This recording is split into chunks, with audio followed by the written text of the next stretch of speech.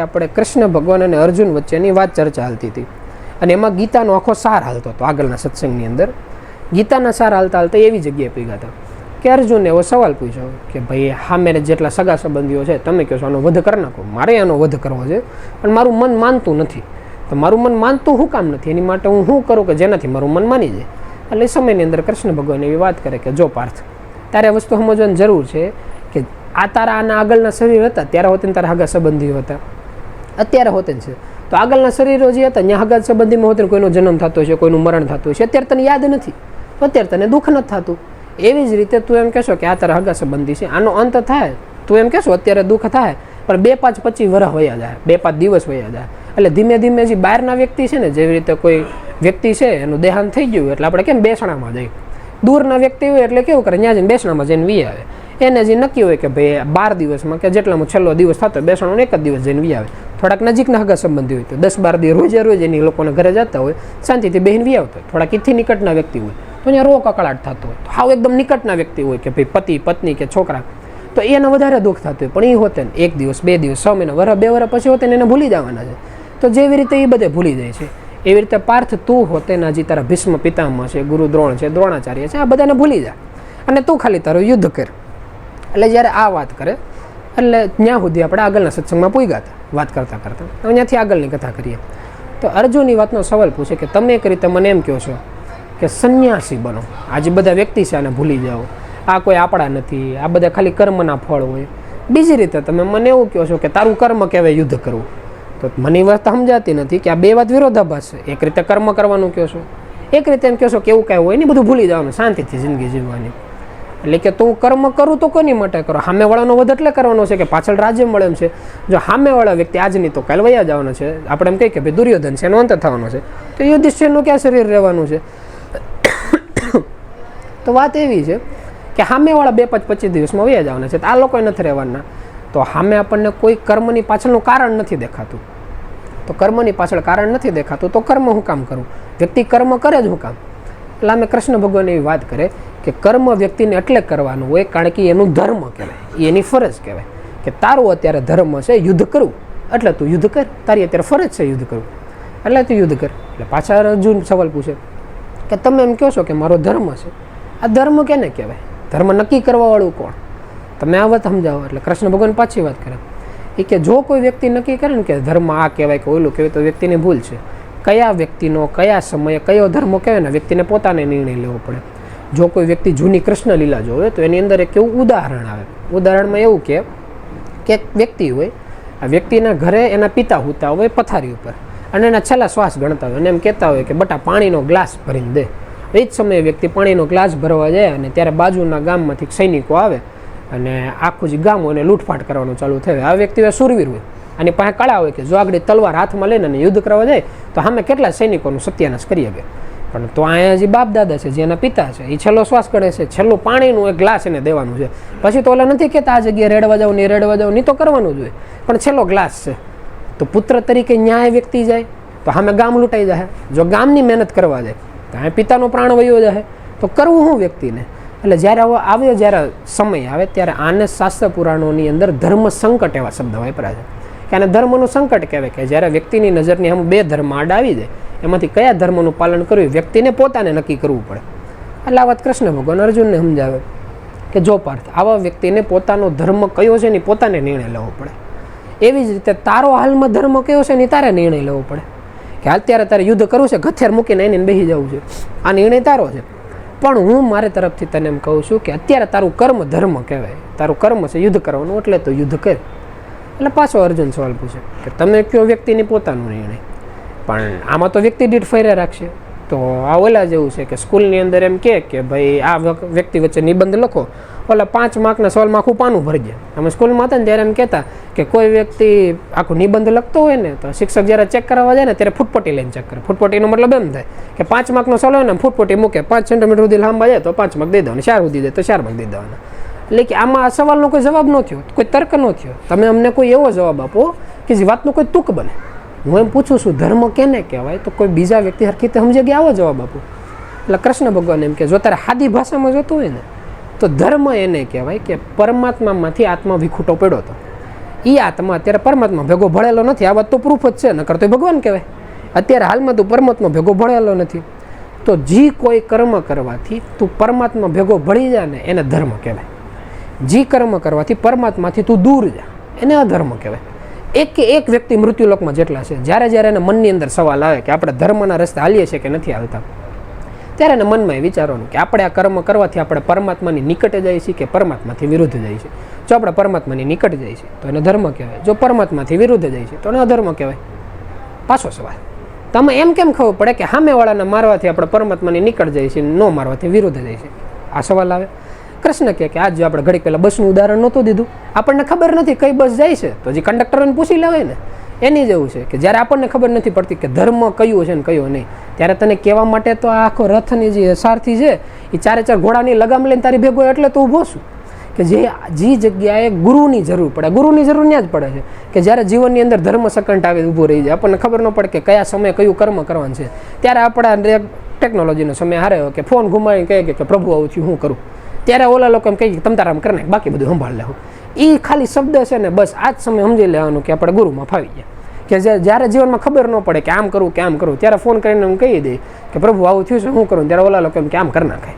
અને જેટલી વખત અત્યાર સુધી નોખા કેટલા વ્યક્તિઓને આવા ફોન આવતા હોય, અને કેટલા વ્યક્તિઓને કેટલા પ્રોબ્લેમ સાંભળ્યા હોય, અને કેટલા વ્યક્તિઓને પ્રોબ્લેમના સોલ્યુશન થતા જોયા હોય. એક વ્યક્તિના ફોન આવે ત્યારે પ્રભુના મોઢામાં પહેલો શબ્દ જ નીકળે, જે નામ છે ને એનું સ્મરણ કરજો, પહેલાં આ કરજો. કે જે આપણે ગલીક પહેલાં વાત નહોતા કરતા કે ફોરેનની કરન્સી કમાવાની અને ગામડામાં જઈને વાપરવાનું. જ્યારે વ્યક્તિના ગેમ સમજાઈ જાય કે સ્મરણ છે ને, આ સ્મરણ કરી નાખો, મનને નામની અંદર લગાડી દો, પ્રભુ ભજનનો આ લગાડી દો, પછી બરોબર લાગે કર્મ કરો. પછી કે લાંબુ આમ તેમ નથી થતું. પછી ઓલા નહોતું કીધું કે રોજનો 90 રૂપિયાનો ખર્ચો છે ને કમાણી લાખોમાં છે. કે વ્યક્તિ જો શ્વાસ મૂકી દીધું તો એનાથી મોટો કોઈ અધર્મ નથી. જે વ્યક્તિએ નામ નથી લીધું એની માટે બહુ બધા શાસ્ત્રો છે, પુરાણો છે, એની માટે બહુ બધા નીતિ નિયમો છે. સવારે ઉઠો આમ કરો, સાંજે હું આમ કરો, આમ કરવાનું આમ નહીં કરવાનું. પણ જેટલા વ્યક્તિ પાસે મંત્ર દીક્ષા આવી ગઈ, એક વખત નામ આવી ગયું, ગુરુચરણમાં આવી ગયા, એની માટે એક જ ધર્મ છે. મન સ્મરણની અંદર લાગ્યું એટલે વિશ્વનો મોટો ધર્મનો ધુરંધર એ વહેલા મોટો ગુરુગાદીનો વારસાગત કહેવાય. એટલે હદ સુધીની પોસ્ટ કે ગુરુગાદીના વારસાગતનો મતલબ એમ છે ગુરુની ખુરશી આવે. ગુરુની ખુરશી એટલે હદ સુધી કે કોક દી પરમાત્મા પોતે બ્રહ્મ હોતે ને એના ઘરે શિષ્ય થઈને લોકો આવી ગયા કે પરમાત્મા કરતા હોતે ઊંચી પોસ્ટ. ત્યારે જ્યારે વ્યક્તિ નામ સ્મરણની અંદર હોય ત્યારે એ આગળનું પરિણામ છે, પણ કર્મ તો વ્યક્તિને જ કરવું પડે. એટલે આ વાત કૃષ્ણ ભગવાન અર્જુનને સમજાવે કે જ્યારે તને ખબર નથી પડતી ત્યારે તને કહેવા માટે હું અહીંયા ઊભો છું ને એ જ સમજી લે કે મેં તને કીધું કે આવું કરવાથી તું મને ગમશો. આ જ શબ્દ છે કે આ વસ્તુ જો કે અત્યારે અર્જુન અને કૃષ્ણની વાત, પણ જ્યારે અમે હાવ નાના હતા ને, નાના એટલે 5-6 વર્ષના, એટલા નાના છોકરા, ત્યારે ભાઈઓને કેવું હોય, બહાર છોકરા રમતા હોય કે ક્યારેક રમકડું એકાદ હોય કે આ જોઈએ આ નથી જોતું, પ્રભુ ઘણી વખત કે બટ આ કર આ ન કરે. એટલે નાના છોકરાઓ એને શું કહે એમ કે આપણે પ્રભુને પૂછ્યું હું શું કામ આવું કરું? પ્રભુ એવો જવાબ દે કે ભાઈ આવું એટલે કરવાનું હોય કારણ કે વસ્તુ સારી કહેવાય, આનાથી તું ડાયો છોકરો કહેવાય. એટલે હું ઘણી વખત પૂછતો ડાયો છોકરો થવાથી ફાયદો શું? એટલે પ્રભુ ત્યારે એક જ વાત કરતા, તું ડાયો છોકરો થાય ને એનાથી તું મને ગમે. એક પિતા અને પુત્ર ગમે કે એક સંતાન ડાયો છે ત્યારે આપણને બહુ કંઈ ખ્યાલ ન હતો. એટલે ત્યારે એમ કહેતા સારું હાલો ને, એટલે આપણે જે કાંઈ કરવામાં કરવા નતા, ક્યારેક બરોબર લાગે તો કરતા, ન બરોબર લાગે નાના છોકરા છે ભૂલ થાય ન કયું કરીએ. એટલે એવી રીતે જીવન હાલતું. પણ જ્યારે મોટા થયા ખ્યાલ એવો કે જ્યારે એ લોકો ખાલી એના મોઢામાંથી એમ કહી દે ને કે તું આવું કરે એનાથી તું મને ગમી, આ શબ્દનું મૂલ્ય કેટલું છે ને પછી ખ્યાલ આવે કે જ્યારે નામની અંદર આપણે પરમાત્માની દયાથી મહેનત કરી હોય, કે પરમાત્માની દયાથી થોડી ઘણી મહેનત થાય એનાથી જે લોકો સમજણ આપે એ ખ્યાલ આવે કે પરમાત્માને ગમતા વ્યક્તિ બનવું આનું કેટલું મોટું ફળ હોય. કે જે અર્જુનજી કૃષ્ણ ભગવાનને કહે છે કે અત્યારે તું યુદ્ધ કરીને એનાથી તું મને ગમી, હું તને કહું છું કે યુદ્ધ કર એટલે તારે યુદ્ધ કરવાનું છે, આનાથી તું પરમાત્માની નિકટ જાય. એટલે આ અર્જુન સાંભળે એટલે કે તમારી વાત બરોબર, હાલો યુદ્ધ કરવાનું છે એ વાત તો બરોબર છે, પણ યુદ્ધ કરવા માટે તમે મને એ સમજાવો કે આપણે એમ કહીએ છીએ કે યુદ્ધ કરવાનું, જો હું યુદ્ધ કરી તો ધર્મના પક્ષમાં કહેવાય? એટલે કૃષ્ણ ભગવાન કે તું ધર્મના પક્ષમાં કહેવાય. એ કે તો એનો મતલબ એમ થયો કે સામેવાળા વ્યક્તિ છે એ અધર્મના પક્ષમાં કહેવાય? કૃષ્ણ ભગવાન કે 100% વાત સાચી, સામેના વ્યક્તિ છે એ અધર્મમાં કહેવાય. એ કે તો એ અધર્મના પક્ષમાં એટલે છે ને કારણ કે એની અંદર જ્ઞાન નથી, એને ખબર નથી પડતી કે ભાઈ જે લોકોએ લાક્ષાગ્રહ કર્યો હતો, કે ભાઈ જે દ્રૌપદીનું ચીરહરણ કર્યું હતું, અત્યાર સુધી જેટલા કાવતરા કર્યા હતા એ લોકોને ખ્યાલ નથી આવતો, એ વ્યક્તિ અજ્ઞાની છે. તો સામે જેટલા વ્યક્તિ છે એ બધે તો અજ્ઞાની છે, એને ખ્યાલ નથી આવતો. તો અજ્ઞાની વ્યક્તિ ઉપર આપણે દંડ હું કામ કરીએ છીએ? અજ્ઞાની વ્યક્તિ ઉપર તો આપણને તરસ આવવો જોઈએ, એની ઉપર તો દયા ભાવના હોવી જોઈએ. અર્જુન હોય કૃષ્ણ ભગવાન એમ કે ભાઈ અજ્ઞાની વ્યક્તિ ઉપર તો દયા ભાવના હોવી જોઈએ, એની ઉપર દંડ આપણે શું કામ નાખીએ છીએ? અત્યારે કૃષ્ણ ભગવાન વાત કરતા એમ કે કે અજ્ઞાની વ્યક્તિ જ્યારે જ્ઞાન સ્વીકારવા જ નથી માંગતા, કે નજરને સામું સૂર્ય છે પણ એની આંખ બંધ કરવા માંગે છે, એને તડકો લાગે છે, ગરમી લાગે છે, તો હો તેની સૂર્યનું અસ્તિત્વ છે સ્વીકારવા નથી માંગતા. જ્યારે કોઈ આત્મા ધર્મથી અથવા પરમાત્માથી દૂર જાતો એટલા હદ સુધી દૂર વયો જાય કે એને ખબર છે કે જેવી રીતે કોઈ વ્યક્તિ એમ કહે કે સૂર્ય અત્યારે કઈ દિશામાં છે, તો આપણને અત્યારે ખબર ન પડે કે સૂર્ય ક્યાં છે. પણ જ્યારે બપોરનો તડકો હાલતો હોય ને ત્યારે કોઈ એમ વ્યક્તિ એમ કહે કે આંખ બંધ કરી દે ને તડકામાં ઊભો રહે ને પછી એમ કે સૂર્ય ક્યાં છે, તો કેવું ન પડે, તડકાનો અનુભવ આપણને થાય. કે જ્યારે નજર સામે પરમાત્મા છે તો હોતે વ્યક્તિની પરમાત્મા નથી દેખાતા. હાલ માની લઈ બધા વ્યક્તિને પરમાત્મા થોડા દેખાય. ખુદ રામ હોય એ આખા અયોધ્યામાં નીકળતા હોય તો બધા કઈ વ્યક્તિને થોડી ખબર પડી જાય કે ભાઈ રામ છે પરમાત્મા પરબ્રહ્મ છે. કૃષ્ણ ભગવાન જ્યાંથી નીકળ્યા કે આખા ગોકુળને થોડી ખબર હતી, એટલે હદ સુધી ગોવર્ધન જેવો પર્વત ઊંચો કરી લીધો તો હોતે કેટલા ખરા ગોકુળના જે વાસીઓ તેને એવું હતું લાકડાનો ટેકો રાખીને ઊભા હતા કે આ તો આપણો લાકડાનો ટેકો છે એટલે ગોવર્ધન પર્વત ઊભો છે. બાકી અહીંયા બધાની વચ્ચે એક નાનકડો ટેણીઓ ટચલે આંગળી રાખીને નાટક કરે એવું થોડું હાલે. આપણે એમ કે એ ગોવાળિયા જે કોઈ વ્યક્તિ હતા એનાથી ભૂલ થતી હતી. આપણાથી ભૂલ થવામાં કેટલી વાર, જ્યારે ત્યાં કૃષ્ણ ભગવાન હાલીને ગયા, જ્યારે રામદેવ પીર હાલીને ગયા, જ્યારે ભગવાન બુદ્ધ હાલીને ગયા, જ્યારે મહાવીર સ્વામી હાલીને ગયા, એટલા બધા વ્યક્તિ મૃત્યુલોક ઉપર પરમાત્માના ફરિશ્તા કહેવાય કે ખુદ પરમાત્મા કે મૃત્યુલોકમાં બધા આ બધા હાલીને ગયા તો હોતે આપણને એમ દેખાય ભાઈ વ્યક્તિ બરોબર નથી. એટલા હદ સુધી કે જે મહાદેવજી કહેવાય છે, જ્યારે એના હોતે લગ્નનો સમય હોય ત્યારે એને જે સાસુમાનો જે સીન બતાવે કે જે બેભાન થઈ ગયા હતા, કે જેને ખબર છે કે આ વ્યક્તિ સીધા પ્રગટ થઈ ગયેલા છે, એટલો આની અંદર સામથરીએ છે, તો હોતે એના મન ઉપર માયાની અસર થઈ ગઈ. એટલા મહાન વ્યક્તિના મન ઉપર હોતે જો માયાની અસર થઈ ગઈ તો આપણે તો કયા ઓલા નથી કહેતા કાદવના કીડા કહેવાય કે આપણને વસ્તુનો ખ્યાલ ન આવે. એટલે પહેલાં મનથી ભૂલી જવાનું કે આપણે પરમાત્માને ઓળખી શકીએ. એ વસ્તુ અશક્ય છે. મૃત્યુલોકની અંદર કોઈ એવો વ્યક્તિ નથી કે જે પરમાત્માને એકલા પોતાની શક્તિથી ઓળખી શકે. તો બીજો સવાલ આવ્યો તો પરમાત્માને ઓળખી શકાય કે નહીં? તો હા, જ્યારે રામ અવતાર થયો, રામ ભગવાન ગયા, એ જ્યારે અરણ્યની અંદર ફેર્યા, 14 વર્ષનો વનવાસ હતો, ત્યારે જેટલા ઋષિમુનિઓ સામે આવ્યા, બે હાથને ત્રીજું માથું જોડીને વ્યક્તિને કોઈ દી ન જોયો તો પહેલી વખતે જોઈને એમ નક્કી કરી લીધું આ જ પરમાત્મા પરબ્રહ્મ છે. એને કેમ ખબર પડી? તો આપણે નામની અંદર સમજણ તેમ કે જ્યારે કોઈ વ્યક્તિ નામની અંદર મહેનત કરે ત્યારે એની 4 ભૂમિકા આવે. પહેલી ભૂમિકા વ્યક્તિ પાર કરે ત્યારે એને નાદનો અનુભવ થાય, બીજી ભૂમિકા પાર કરે ત્યારે એને જે ઝરમરિયા જેવું એ દેખાય, ત્રીજી ભૂમિકા પાર કરે ત્યારે એને અંજવાળું દેખાય. જ્યારે વ્યક્તિ ચોથી ભૂમિકા પાર કરે ત્યારે આખું બંધ કરે ને ત્યારે એની સામું જો પરમાત્મા પોતે મૃત્યુલોકની ઉપર હોય ને તેનું આખું રૂપ દેખાય જાય. એટલે જ્યારે વ્યક્તિ 4 ભૂમિકા પાર કરે ને ત્યારે એને પરમાત્માને ઓળખવા ન પડે. જ્યારે વ્યક્તિ સામે આવે ને ત્યારે વ્યક્તિ ઓળખી જાય. આ જગ્યાએ આપણે પૂગવાનું હોય લીગલી. જો અહીંયા પૂગી જાય તો કોઈ દી આપણે પરમાત્માથી વિખૂટા ન પડી શકીએ. અને જો આપણે જા લગન નથી પૂગ્યા તા લગન મનથી નક્કી કરી લેવાનું કે હજી આપણે સાધક છે. અને આ પોસ્ટ બહુ હારામારી છે. જા લગન મનથી આપણને એમ છે ને કે આપણે સાધક છે, તા લગન આપણું હાલવાનું ચાલુ રહેવું જોઈએ. જ્યારે વ્યક્તિ કર્મના રસ્તા ઉપર હાલવાનું ચાલુ રાખે ત્યારે વહેલા મોડા પરમાત્માના તત્વની પ્રાપ્તિ થાય. એટલે જે અર્જુન છે એ વાત કરે કે તો આ બધા વ્યક્તિ છે તો આની ઉપર તો દયા ન હોવી જોઈએ. ત્યારે કૃષ્ણ વાત કરતા એમ કે જ્યારે મૃત્યુલોકની અંદર આવા આત્માઓ થાય કે જેને ધર્મ એની સામે હોવા છતાં, પરમાત્મા સામે હોવા છતાં જોવાતો નથી ને વિરુદ્ધમાં હાલવું છે, ત્યારે એ વ્યક્તિ માટે દંડ એ જ દયા છે. એની માટે હોતે અને આખા સંસાર માટે હોતે. જ્યારે મૃત્યુલોકમાં આવા વ્યક્તિઓ થાય કે જે ધર્મની હાનિ કરે છે, કે જ્યારે સમયની અંદર હિરણ્યકશિપુ થયો, રાવણ થયો, કંસ થયો, આવા જ્યારે વ્યક્તિ આવ્યા ત્યારે કૃષ્ણ ભગવાન મૃત્યુલોકમાં આવીને એમ જ કીધું કે ત્યારે આવા વ્યક્તિનો અંત કરવો જરૂરી છે. આ વ્યક્તિ ઉપર દંડ દેવો એ જ એની માટે હોતે ને દયા છે. કારણ કે એની શક્તિનો દુરુપયોગ કરે છે. જો શરીર ખાલી થઈને બીજા શરીરમાં જાય તો આ શરીરના જેટલા વરદાનો છે 0 થઈ જવાના છે. જેવી રીતે હિરણ્યકશિપુ હતો એટલા બધા વરદાન હતા એટલે એની પાવર બતાવતો હતો.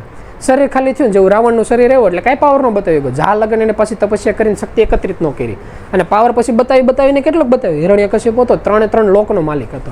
રાવણ તો એક નાની કડી લંકા લઈને બેઠો હતો તો હોતે માની લે ભાઈ સુવર્ણની લંકા હતી, પાવરફુલ હતો. પણ જ્યારે કંસ થઈને આવ્યો ત્યારે આજુબાજુના રાજા અરે એને મિત્રતા કરીને હાલવું પડ્યું હતું. આવી કંસની હાલત થઈ હતી. અને તો હોતે જ્યારે એનું શરીર શાંત થયું, જ્યારે ભેરો થઈને આવ્યો ત્યારે પોતાનું એક રાજ્ય એનાથી નહોતું હસવાડું. આપણે રામદેવ પીરનું આખું જીવન ચરિત્ર જોયું તો એવું બતાવે છે કે ભેરો એનો રાજ્યમાંથી તડીપાર થઈ ગયેલો હતો. આ યુદ્ધ થયું હતું રાજા ત્યાંથી ભાગીને વ્યક્તિ નીકળી ગયેલો હતો. આવી હાલત થઈ વ્યક્તિને. તો હોતેની વ્યક્તિને એટલી કિસ્મત કયો કે એને હોતે રામદેવ પીરના દર્શન થયા. ગમે રીતે હારા નબળા ગમે કર્મથી હોતે જો પરમાત્માની નિકટ રહેવાનો ચાન્સ મળતો હોય તો વહેલા મોડા એના કર્મ સીધા થાય, કર્મથી હરખા રસ્તે હાલ છે.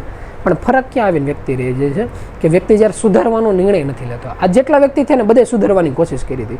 મનુષ્યને દેખાય કે ન દેખાય, પણ જ્યારે પ્રહલાદે એના પિતા સામું આંગળી ચીંધીને એમ કીધું હતું ને કે તમે એમ કહો છો કે તમે પોતે ભગવાન છો, તમને તો એ ખ્યાલ છે ને તમે પોતે ભગવાન નથી. કારણ કે જો તમે પરમાત્મા હો તો તમારું ધારેલી વસ્તુ થઈ જવી જોઈએ, નથી થતી. ત્યારે એના મનની અંદર સવાલ આવ્યો હતો કે આપણે ભગવાન છે કહેવાવાળી સમયની અંદર શુક્રાચાર્ય હતા જ્યારે શુક્રાચાર્યથી હોતે પ્રહલાદનો અંત ન થયો ત્યારે વ્યક્તિએ નિર્ણય લીધો કે આનાથી મોટી કોઈ શક્તિ છે. અને જ્યારે રાવણ થઈને પોતે આવ્યો ત્યારે શંકર ભગવાનનો આરાધના કરવા બેઠો. જ્યારે ખબર પડી કે શંકર ભગવાન તરફથી મળેલી એક તપસ્યા એક વરદાન પોતા પાસે હતી, ખુદ ચંદ્રહાસ ખડક એની પાસે હતી, તો હોતે જ્યારે રામ થઈને ઓલા આવ્યો એનો અંત થઈ ગયો. એટલે પાછું અંશનો સમય આવી ગયો કે ભાઈ આનાથી કંઈ થવાનું નથી. એમ કરતાં કરતાં વ્યક્તિ રસ્તાના પાટા ઉપર હાલી ગયા. પણ એની માટેને દંડ દેવું આવશ્યક છે. ના જ વાત કૃષ્ણ ભગવાન અર્જુનને કહે કે અત્યારે આ સામેવાળા જે વ્યક્તિ છે દંડને લાયક છે, અને આ કર્મ અત્યારે તારું છે. તારા હાથમાં ધર્મની બાગદોડ છે, જે ધનુષ છે, જે ગાંડીવ ધનુષ છે તારા હાથમાં છે. તું અત્યારે ટણકાર કરે, અત્યારે તારું યુદ્ધ કરવાનો કર્મ છે, તું યુદ્ધ કર, એ તારી જવાબદારી છે. એટલે અર્જુન એવી વાત કરે કે તમારી વાત સાચી છે, હાલો માની લીધું યુદ્ધ કરવું છે, હું યુદ્ધ કરવા તૈયાર છું. ધનુષ લઈને આગળ યુદ્ધ કરે ને બધાને ઘોડીઓ વાળ દે. આપણી પાસે શક્તિ છે, સામથરીય છે. વાંધો એ આવશે કે હું આગળ સામેવાળા બધા વ્યક્તિનો અંત કરી. તો લીગલી ધર્મની સાઈડ તો તમે એવું કીધું કે પરમાત્માની નિકટ જઈ મનની અંદર કરુણા હોવી જોઈએ. હું આ બધાનો અંત કરી તો મારા મનની કરુણા હીણ નહીં થાય. એ બધાનો અંત કરી તો એના જે કર્મ થાય એનું બંધન મને નહીં લાગે, મારા ફળ ભોગવવા નહીં પડે. તો એટલા બધા વ્યક્તિનો અંત કરીને પછી મારે એટલા બધા શરીરો છોડવા પડશે. તો આ મૃત્યુલોકના ચક્કરમાંથી હું ક્યારે બહાર આવી? હું તમારી વાત માનવા તૈયાર છું, આપણે એનો અંત કરવો છે, પણ આ કર્મના બંધનથી મારે કેમ છૂટવું? અને જ્યારે આ વાત અર્જુન છે કૃષ્ણ ભગવાનને સવાલ પૂછે, ત્યાંથી જે સાંખ્ય યોગ કહેવાય, જે ગીતાના અધ્યાયનો બીજો અધ્યાય છે, અધ્યાયનો ન્યાય અંત થાય.